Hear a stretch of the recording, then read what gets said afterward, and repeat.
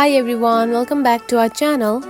In today's video, I am going to show you how to delete the Pixlr account. It is a very simple process, so let's dive right in. First of all, find the Pixlr app. Now open it. Then here you can find the option of profile icon at the top right corner. Now go ahead and select it. Then here you can find the account option right here. Now open it.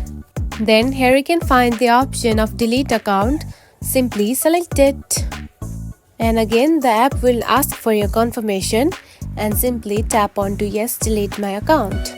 And after selecting it, your account will be deleted.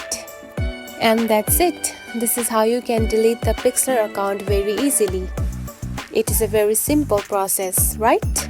If you again want to access the Pixlr app, simply create another account. If you found this video helpful, don't forget to like and subscribe for more tips. Thanks for watching.